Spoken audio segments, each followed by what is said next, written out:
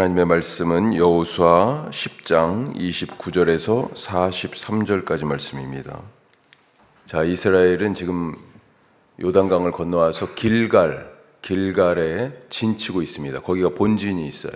거기서부터 여리고, 그 다음에 아이성, 이렇게 지금 점령을 쭉 해오고 있었어요. 그런데 그런 소문을 딱 듣고, 이스라엘에 대한 소문을 듣고 기브온 사람들이 와서 이스라엘을 사실 멀리 사는 데처럼 그렇게 얘기하여 속여서 화친의 조약을 맺었지요. 근데 기브온은 왕이 있는 성은 아니었지만 큰 성이었어요. 왕이 있는 성 못지않게, 그리고 어떤 것은 그보다 더 크게. 자, 그래서 이 가나안 땅 중부 지역으로 지금 원래는 진입을 했는데, 이스라엘이 그 남쪽에 있는 성읍들이 긴장을 바짝 한 거죠.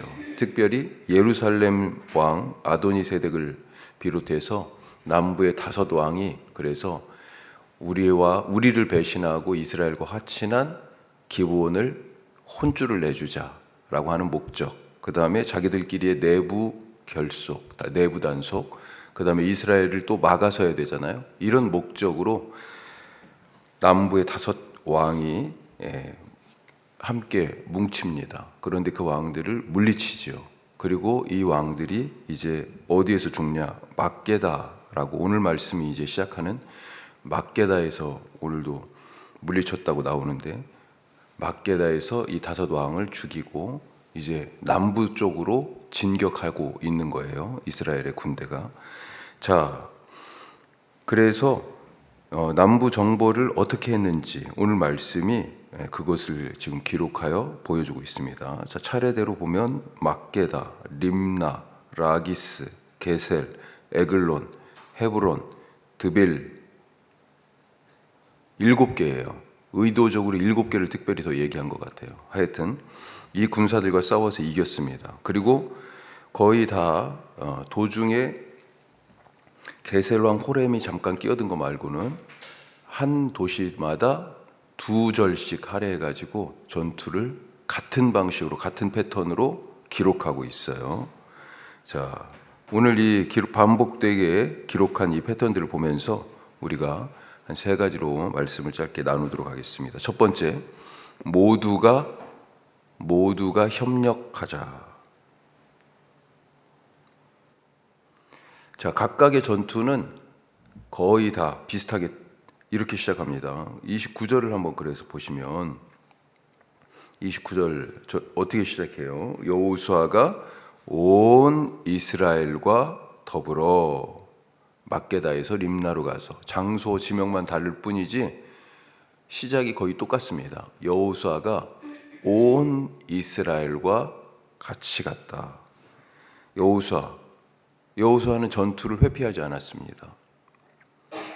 광야에서부터 사실은 여호수아는 싸움이 있는 곳에 항상 앞에 있었어요. 시내산에, 홍해를 건너서 시내산에 도착하기 전에 광야에서 첫 번째 전투가 있습니다. 출애굽기 17장에 보면 아말렉 족속하고 싸우게 돼요. 그런데 이때 산 위에서 모세는 기도하고 있었고, 실제적으로 전투를 지휘하던 사람은 여호수아였어요. 산 아래에서 군사를 거느리고 싸운 사람은 여호수아였습니다. 여호수아는 중요한 사람이니까 나는 전투에 직접 나서기보다는 내가 희생되면 안 되니까 혹시 뒤에 있어야 한다, 이런 생각을 하지 않은 것 같습니다.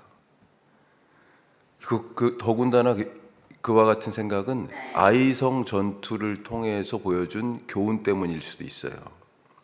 아이성 전투에서는 처음에 정탐꾼들의 보고를 따라서 3,000명만 보냈다가 대패했잖아요. 자, 그 이후에 다시 전투를 해서 아이성을 빼앗을 때 처음에는 여호수아가 그래서 안 간 것 같아요. 그런데 2번째 매복 작전을 비롯하여서 아이성을 공격할 때는 앞장섰습니다. 특별히 앞에 서서 성 안에 있는 병사들이 나올 수 있도록 미끼가 되는 유인 작전을 본인이 직접 이끌었어요. 그리고 그 작전을 성공시켰습니다. 하지만 여호수아 혼자 이런 전투들을 감당한 건 아니었죠. 여호수아가 앞장섰고 온 이스라엘이 함께 했습니다. 반복해서 지금 7개 전투마다 온 이스라엘이 여호수아와 함께 했다고 말하고 있어요. 자, 이 원칙은 나는 그 전투 그거 안 갈 거야. 나는 위험해서 나는 안 할래. 나는 내 몫은 다 했으니까 됐어. 이런 태도가 아니라 온 이스라엘이 함께한 이 원칙은 요단강을 건너와서 지금 함께 싸우고 있는 두 지파 반, 요단강 동편에 이미 자기들이 살 땅을 얻은 그 사람들이 요단강을 건너와서 지금 같이 싸워주고 있는 이 경우에도 마찬가지입니다. 그들은 요단강 동편 쪽에서 이미 자기 살 땅을 얻었지만 모세하고 전에 약속한 것처럼 요단강을 건너와서 같이 싸우고 있을 뿐만 아니라 선봉에 서서 싸우는 사람들이 바로 요단 동편에서 이미 땅을 얻은 사람들이에요.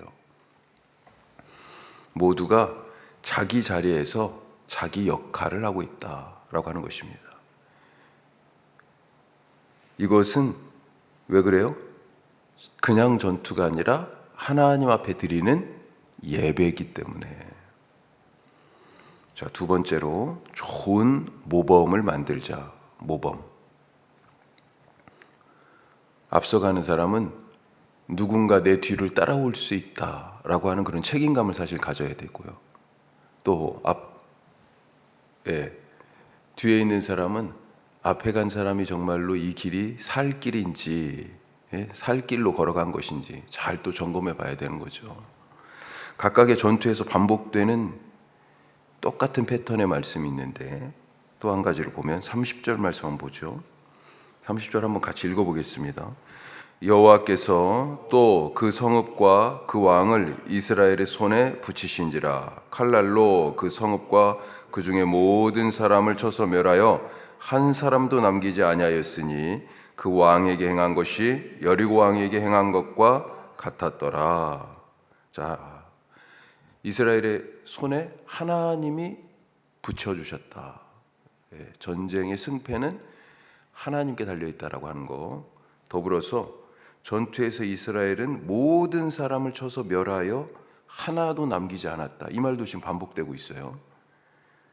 그런데 그것이 이전 전투에서 행한 것과 같았더라 라고 또 반복하고 있어요. 이것도 30절은 림나에서 한 전투를 여리고에서 한 것과 같다 이렇게 얘기하고요. 그 뒤부터는 계속 그 앞에 걸 언급하죠. 라기스에서는 림나에서 한 것과 같고 에글론에서는 라기스에서 한 것과 같이 앞에 것을 계속 따라서 했다라고 하는 것을 얘기하고 있습니다. 이전에 했던 것이 틀렸다면 그렇게 하면 안 되죠. 그러면 또 지겠죠. 만약에 아이성 전투에서처럼 했다 이렇게 돼 있다고 그러면 이건 뭐 보지 않아도 이건 패배죠. 이들은 실패를 통해서 배웠습니다. 적당히 그냥 3,000명만 내려가면 되겠어. 이 아니었어요. 성마다 어떤 성은 좀 더 큰 성도 있고 작은 성도 있고 그러지 않았겠어요? 그런데 다 같이 갔습니다. 여호수아와 온 이스라엘이. 실패를 그래서 답습하지 않고 반복하지 않고 오히려 성공한 모범적인 사례를 따라서 그 성공한 그 성에서 한 것과 같이 여기서도 성공했다라고 기록하고 있습니다. 실패를 통해서 배우는 이유는 실패를 반복하지 않기 위함입니다. 성공을 통해 배우고 또 그것을 따르는 것은 성공을 이어가기 위함이에요. 자, 세 번째로 하나님은 순종에 응답하신다. 순종에 응답하신다. 자, 40절부터는 이와 같이 가나안 남부 막게다부터 해가지고 7개 이 크고 작은 성들을 차례대로 정복해 나가는 과정을 기록하고 있는데 40절부터는 이것을 요약하고 있습니다. 자, 그러면서 가나안 남부 지역을 40절에 4가지 지형으로 분류합니다. 뭐라고 분류하고 있어요? 이와 같이 여호수아가 그 온 땅 곧 산지, 네겝, 평지, 경사지, 지형에 따라서 네 곳으로, 네 부분으로 지금 가나안 남부 지역을 얘기하고 있어요. 산지는 주로 이스라엘은 산지에 있었습니다. 유대 산지 이렇게 부르죠. 그 대표적인 곳이 예루살렘이에요. 예루살렘 산 얘기하잖아요. 산. 예. 예루살렘으로 순례하도록 돼 있잖아요. 1년에 3번은 예루살렘 성전에서 예배드리도록. 그때 부르던 노래 중에 시편 121편, 내가 산을 향하여 눈을 들리라. 나의 도움이 어디서 올꼬. 산이에요. 다 유대 산지에 주요한 도시들이 있었어요. 자, 지금 여기 오늘 점령한 이 7개의 남부에 있는 주요 도시들도 산지에 주로 있습니다.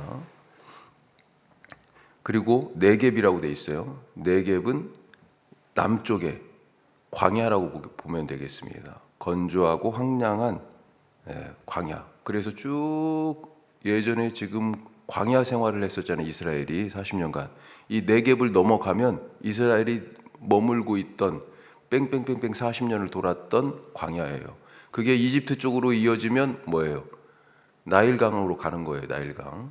이집트로. 해변을 따라가면. 자, 그래서 네겝이라고 밑에 아래쪽은 그렇게 얘기할 수 있고, 자, 주로 지금 도시들이 산지에 있다고 그랬잖아요. 반대쪽이 어디예요? 한쪽은 요단강이고 한쪽은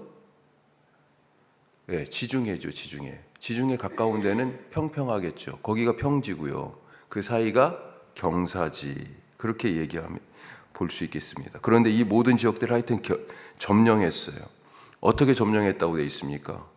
자, 40절 중반절 이후에 보면 이렇게 되어 있죠. 그 모든 왕을 하나도 남기지 아니하고 호흡이 있는 모든 자는 다 진멸하여 바쳤으니 이스라엘의 하나님 여호와께서 명령하신 것과 같았더라. 왜 진멸했어요? 하나님이 명령하셨기 때문에 그렇습니다. 하나님은 명령하셨고 이스라엘은 그 명령을 따랐어요. 하나님은 이 싸움의 본질을 뭐라고 말씀하시는 거예요? 땅을 강탈하는 침략 전쟁이 아니고 그들의 생명과 재산을 약탈하는 빼앗는 약탈 전쟁도 아니다. 전쟁은 그래서 이스라엘의 용맹 때문에 이기는 것도 아니고 이 땅은 이스라엘이 얻을 자격이 있어서 너희들이 받는 것이 아니다. 이 싸움의 본질은 뭐예요? 예배예요. 예배의 명령에 순종하는 자에게 하나님이 응답으로 반응하시는 것이 땅을 주시고 땅을 주기 위하여 전쟁에서 승리하게 하시는 것이다 라고 지금 요약해서 기록하고 있는 것입니다. 이스라엘은 예배의 명령에 순종했고 하나님은 그 순종한 이스라엘에 응답하여 그들에게 땅을 주신 거예요. 42절 그래서 뭐라고 돼 있어요? 여호와께서 이스라엘을 위하여 싸우셨고 순종에 대한 응답이에요. 그리고 순종하는 자들에게 약속의 땅을 주셨습니다. 오늘도 내 마음이 이끄는 대로가 아니라 내 눈이 보기 좋은 대로가 아니라 내가 중심이잖아요. 내 마음이 내 눈이 그게 아니라 주님의 말씀에 순종하는 그래서 하나님이 주시는 응답의 열매로 살아가는 오늘 하루 되시기를 바랍니다. 기도하겠습니다. 오늘 우리 같이 함께 기도하는데요. 오늘 3가지 말씀 나눴습니다. 여호수아가 앞장서고 백성들은 뒷짐지고 있지 않았어요. 백성들만 내보내놓고 여호수아가 뒷짐지고 있지도 않았고요. 모두가 합력했습니다. 각자의 몫이 있었어요. 오늘 내게 주신 인생의 몫을 주님 감당하게 하옵소서. 우리 기도하시고 같이 함께 협력하게 하옵소서. 또 좋은 모범을 따랐습니다. 앞에서 행한 것처럼 그래서 뒤에서도 똑같이 성공의 예들을 계속 따랐어요. 우리는 어떤 모습으로 다른 사람들에게 좋은 모델이 될 수 있습니까? 신앙생활에 좋은 모델이 되는 그런 부모, 먼저 믿은 신자 되게 하옵소서. 그리고 하나님이 순종하는 자에게 응답해 주셨어요. 싸움에서 이기게 하시고 땅을 주셨습니다. 예배에 대한 명령, 오늘 내게 주신 하나님의 부탁입니다. 오늘도 그 명령에 순종하고 그래야 해서 삶의 모든 순간에 하는 모든 일이 예배가 되는 그런 하루 되게 하옵소서. 기도하실 수 있길 바랍니다. 더불어서 오늘 우리 교회에 세우신 뜻과 비전과 여기 있는 혁신도시 위해서 기도하고요. 우리 노순자 권사님 허리에 뭐라고 할까요? 실금이 갔어요. 그래가지고 지금 거동이 조금 힘드셔요. 기도해 주시기 바라고, 우리 조승희 성도님 어머니 수요일 날 내일 고관절 수술이 서울에서 있습니다. 하나님 잘 치료하게 하옵소서. 그래서 어제 입원하셨는데 모든 과정 하나님이 잘 지켜주시기를, 잘 건강하게 회복하실 수 있기를, 수술 후에 한 달 정도 또 재활도 하셔야 되는데 하나님 도우시옵소서. 기도해 주시기 바랍니다. 기도하겠습니다.